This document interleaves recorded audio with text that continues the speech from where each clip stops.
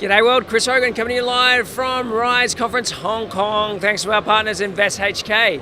And I'm here with head of Startup Thailand. Yes. Pariwat, how are you? Yeah, fine. And this is the last day in Rise Hong Kong. It's a really great event here. Fantastic event, isn't it? Yes, right. We also bring some startup here in Hong Kong as well, because Startup Thailand is going to be try to let the help and startup to go outside Bangkok and Thailand, and we all have the great opportunity here in Hong Kong, because it's very mostly to catch up the startup in China as well. And right now we being about 12 startup here, and together with some private accelerator, the DTech accelerator as well here. Totally it's about 20 startups from Thailand. It's a big chunk here in Thailand. What's the major industry that I guess the startups that you've brought here? Is there an industry that they're focused on? Yeah, actually, the startup come here is quite broad, but most of them is going to be the Series A, and maybe some have the beta, some have the traction, and they have some customer already, and they would like to seek out a partner in the local here, and maybe the customer in the next coming months as well. Okay, and what about you said you're focused on Bangkok, but would that be also have the entire Thailand as well, because Startup Thailand is the government agency who take care the startup scene in Thailand. We nurture the ecosystem for the startup tech community as well. We connect with many agency in Thailand, either the government agency and the minister, because about 10 ministries that we work together, and we connect to university, because we try to nurture the talent and the entrepreneur from the university as well. We connect about the association. We work together with about 8 associations in Thailand, and the big company, because in Thailand they have many corporate venture capital, because the big company would like to seek out the innovation, and they would like to work with the startup.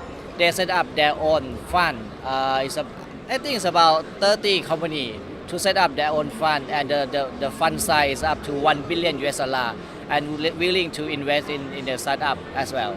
So it's the huge ecosystem there, and we would like to have the hub in Bangkok and Chiang Mai.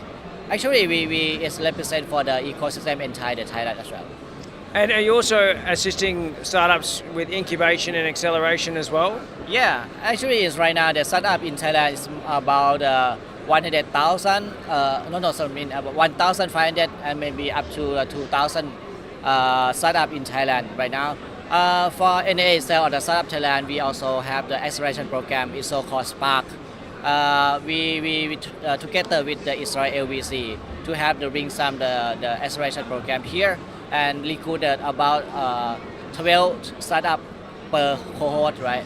And we let them know about how to scale outside Thailand, and how to raise fund in Series A and Series B and so on. And so that's why we bring some startup from the Spark here as well. They also would like to figure out the scale in the further bigger market as well. So we also have worked with the local community in the Chiang Mai and Phuket and Khon Kaen, the northeastern of Thailand, to set up the incubator, because the COVID space there and the university there also have the space. They also have the mentor and the program, the professor, to help the startup in the particular one to grow up and come back to the Bangkok as well. What are you finding are the, I guess, strongest skill sets that Thailand has to offer when I guess servicing the startup market? For example, if I was to bring a startup to Thailand, what are the skill sets that I would get on the ground? Yeah, right now there has many the programmer that would like to be the full stack programmer, and they have many the skill set for the AI and the blockchain right now, because the blockchain and AI. Don't say that. Don't say that. Yeah. Don't say blockchain. Don't say that word. Okay, sorry. We get blocked. Blocked.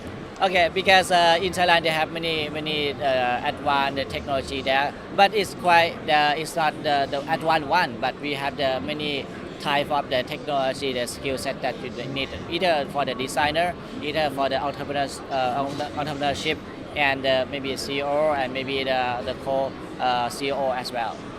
Yeah. Okay.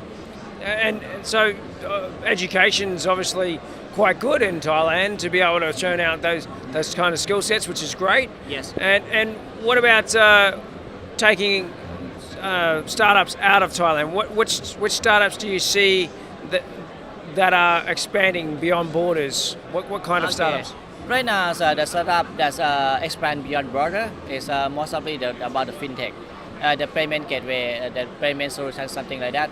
Most of the startup in Thailand, they have the backup by the banks because many banks in Thailand, they also set their own CVC and invest in the startup as well. And another one is e-commerce. For example, the e-commerce already expand outside Thailand. It go to the Indonesia and Malaysia as well. And so another one is about the health tech, and for some another technology for smart city. It's gonna be right now. It's nurtured inside Thailand. It's waiting for the time to mature and go outside. Yeah. And that's be solving, I guess, big problems, health tech. Yeah. And do you find that there is some really, I guess, big problems that are being solved by startups that basically corporates haven't been able to solve? Actually, it's, the main problem is regulator in Thailand. Sorry, say again? Regulator. Yeah, the law and regulator for the health tech. Yeah, so they have many law and regulation that have to be passed on about this one. But we also have like a start from the insurance tech.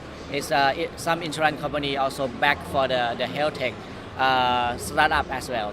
It's maybe some startup is not touched the points for the regulator it's mentioned, so that can be run the startup smoothly. For example, some startup here that we grant the money to the health at home. There's gonna be like a service for nurture and help the aging people in their home. It's not the touch any regulation. It's okay. So corporate innovation is and startups are talking to each other quite well in Thailand Yes. at the moment? Yes. Because right now the corporate is would like to work together and seek a collaboration together with the startup.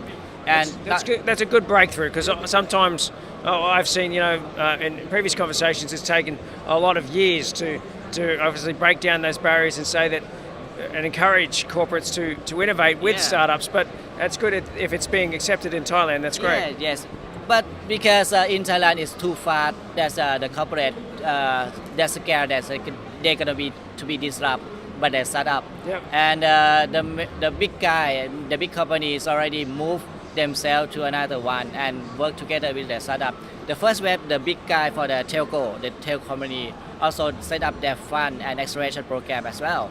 The second wave, we also have banks. Many banks in Thailand, they scared for the fintech startup, right? And so that's they work together with startup, set up their own fund, and would like to invest in the startup as well.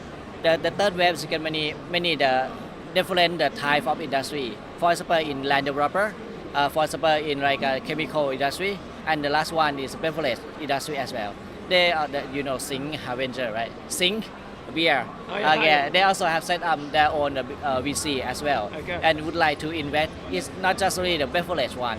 They're also looking for the new scale for themselves. It's the good trend for the startup in Thailand.